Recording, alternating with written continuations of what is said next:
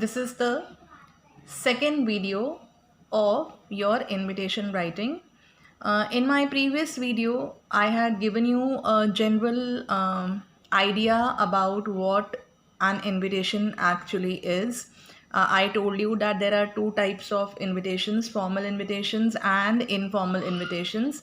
And I talked about the card type invitation, which is now also visible on your screens. I want to now continue the same card type invitation, and I want you all to understand deeply exactly what all are the points that we need to keep in mind when we are drafting a card type invitation. The very first point that we need to keep in mind when we are drafting a card type invitation is that this particular invitation has to be placed inside a box. Making a box is mandatory, is compulsory. If you don't make a box, your marks will be deducted just as they are deducted in your notice writing and advertisement writing. Okay. Next, because card type invitation is a formal invitation, we are going to use formal language. And in this type of formal invitation, card type invitation, please try to see that we have used present tense. This is very, very important. Okay, we have used present tense. This entire invitation, if you could see right from here, is in one sentence kind of. Okay, and the sentence ends here. So this is also a part of the format only, and we have to remember these pointers when we are actually drafting a formal card type invitation. Now I have tried to jot down some points for all of you so that we can remember them easily and there is no problem in drafting a formal invitation. I have already told you all that formal language is used. Box is mandatory in a card type invitation. In a card type invitation, third person is used. Simple present tense is used. It is almost a single sentence presentation. I have already told you that. Date of writing is not mentioned. If you have noticed in the previous card type invitation that I showed you, nowhere had we mentioned the date of writing. Fine. And then the name of the person who had drafted this invitation, that is also not written. The name of the person who had drafted this information, that is also not written.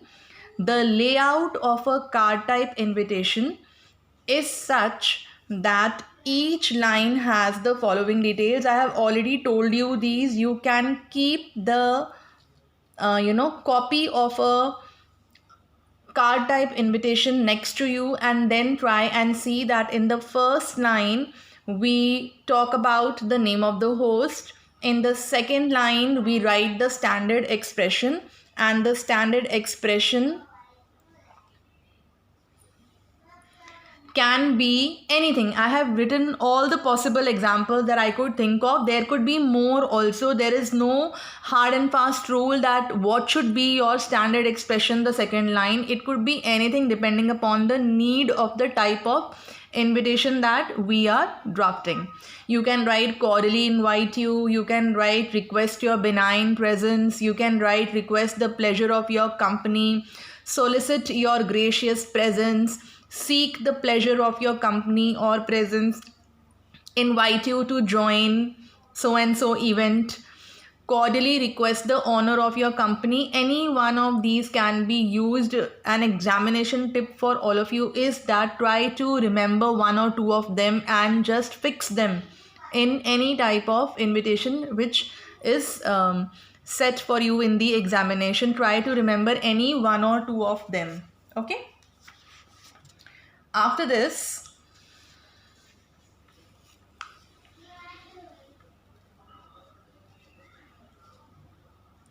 the purpose of the invitation is mentioned, whether it is a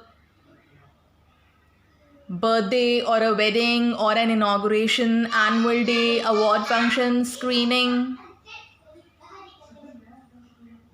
of a play, or maybe a book fair, whatever, mind, depending upon what is the purpose of the invitation. Then you have to write the name of the honoree or organization, name of the bride or the bridegroom, as you must have seen in the previous card type invitation. Then you might talk about the name of the company or the organization.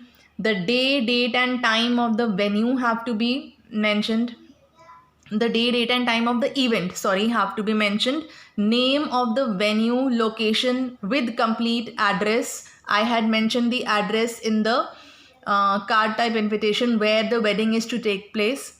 Any other special information or instruction I just now discussed with all of you, that whether you have to talk about the dress code or the material not required, etc., can be mentioned. And the next very important thing which children usually ask me in the class is the full form of RSVP. Fine.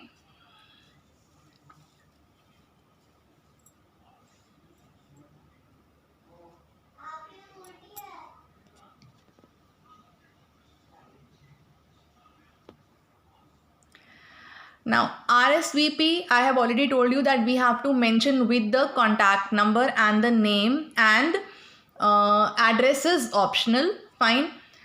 RSVP is the short form of a French word. Fine.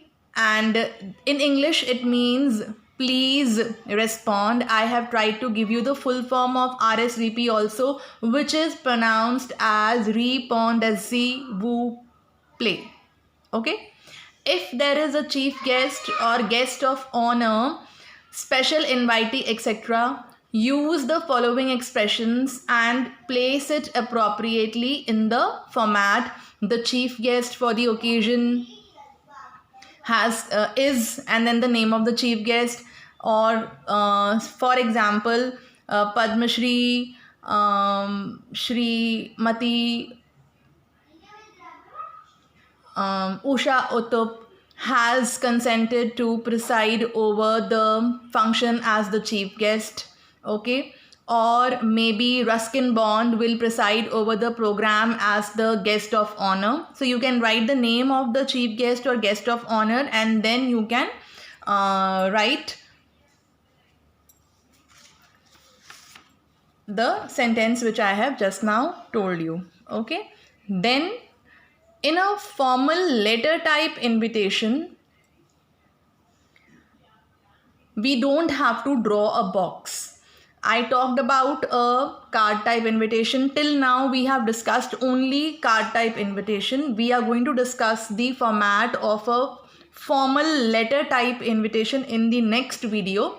Okay. So, but we need to understand that we don't have to place that letter inside a box. Only the card type invitation is placed inside the box.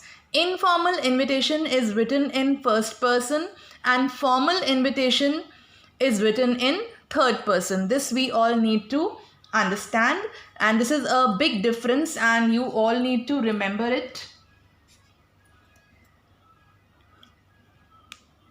For this invitation writing, I will continue and start with the format of your letter type formal invitations in the next video.